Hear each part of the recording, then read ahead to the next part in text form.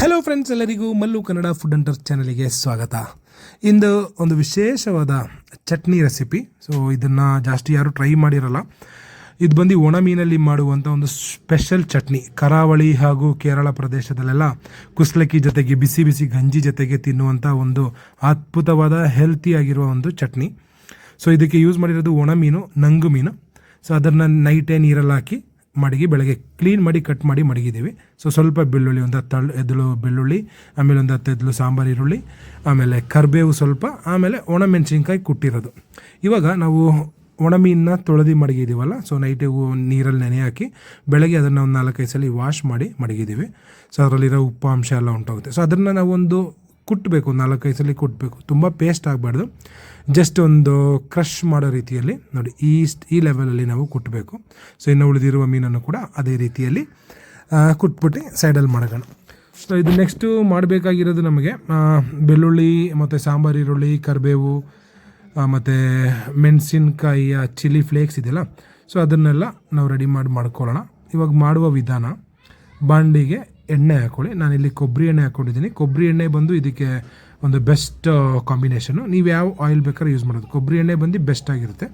So ಇವಾಗ ಆಗಲೇ ನಾವು ಕುಟ್ಟು ಮಡಗಿರುವ ಆ ಮೀನನ್ನು ಎಣ್ಣೆಯಲ್ಲಿ ಹಾಕಿ ಫ್ರೈ ಮಾಡ್ಕೊಬೇಕು.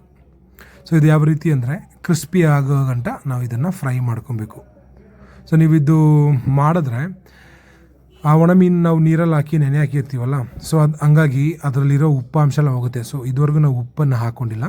ಸೊ ಒಂದು 80% ಆ ಮೀನು ಫ್ರೈ ಆದಮೇಲೆ ನಾವು ಆಗಲೇ ಜಜ್ಜಿ ಮಡಗಿರೋ ಒಂದು 10 ಸಾಂಬಾರು ಈರುಳ್ಳಿ ಅದನ್ನು ಅದ್ರ ಜೊತೆಗೆ ಹಾಕ್ಕೊಳ್ಳಿ. ಸೊ ಇವಾಗ ನಾನು ಆ ಮೀನೆಲ್ಲ ಸೈಡಲ್ಲಿ ಮಾಡಿದ್ದೀನಿ, ಯಾಕಂದರೆ ಇನ್ನೂ ಸ್ವಲ್ಪ ಈರುಳ್ಳಿ ಹಾಗೂ ಬೆಳ್ಳುಳ್ಳಿ ಎಲ್ಲ ಒಂದು ಸ್ವಲ್ಪ ಎಣ್ಣೆಯಲ್ಲಿ ಫ್ರೈ ಆಗಬೇಕು. ಓಕೆನಾ? ಮಧ್ಯದಲ್ಲಿ ಸ್ವಲ್ಪ ಜಾಗ ಮಾಡ್ಕೊಂಡು ನೋಡಿ, ಇವಾಗ ಎಣ್ಣೆ ಎಲ್ಲ ಅದರಲ್ಲಿ ಬಿಡ್ಕೊಂಡಿದೆ. ಆಗಲೇ ನಾವು ಮೀನು ಸೈಡ್ ಮಾಡ್ತೀವಲ್ಲ, ಅದರಲ್ಲಿರೋ ಎಣ್ಣೆ ಎಲ್ಲ ಅದಕ್ಕೆ ಬಿಡ್ಕೊಂಡಿದೆ.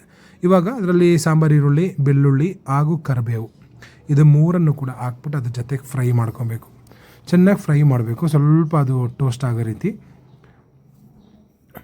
ಓಕೆನಾ? ನೋಡಿ ಈ ಲೆವೆಲಲ್ಲಿ ಅದನ್ನು ಫ್ರೈ ಮಾಡ್ಕೊಳ್ಳಿ. ಸ್ಟವಿನ ಫ್ಲೇಮನ್ನು ಆದಷ್ಟು ಮೀಡಿಯಮ್ ಫ್ಲೇಮಲ್ಲೇ ಮಾಡಿ, ಇಲ್ಲಾಂದರೆ ಲೋ ಫ್ಲೇಮಲ್ಲೇ ಮಾಡಿ. ಯಾಕಂದರೆ ಜಾಸ್ತಿ ಫ್ಲೇಮ್ ಕೊಟ್ಟರೆ ಸೀದೋಗೋ ಚಾನ್ಸಸ್ ಇದೆ. ಇದ್ರದ್ದು ಇನ್ನೊಂದು ಸ್ಪೆಷಾಲಿಟಿ ಏನು ಅಂದರೆ, ನೀವು ಇದೊಂದ್ಸಲಿ ಮಾಡಿಕೊಂಡ್ರೆ 15 to 20 ಡೇಸ್ ನೀವು ಆರಾಮಾಗಿ ಸ್ಟೋರ್ ಮಾಡ್ಕೊಬೋದು ಫ್ರಿಜ್ ಹೊರಗಡೆ. ಫ್ರಿಜ್ಜಲ್ಲಿ ಇಕ್ಕಿದ್ರೆ ನಿಮಗೆ 1 ತಿಂಗಳು 2 ತಿಂಗಳು ಕೂಡ ಯೂಸ್ ಮಾಡ್ಬೋದು, ಏನೂ ಆಗೋಲ್ಲ. ಯಾಕಂದರೆ ಇದರಲ್ಲಿ ನೀರಾಂಶ ಏನೂ ಇಲ್ಲ, ಫುಲ್ ಡ್ರೈ ಆಗಿ ಕೊಕೊನಟ್ ಆಯಿಲಲ್ಲಿ ಮಾಡ್ತಾಯಿದ್ದೀವಿ. ಇವಾಗ ನೋಡಿ ಚಿಲ್ಲಿ ಫ್ಲೇಕ್ಸನ್ನು ಹಾಕಿದ್ದೀವಿ.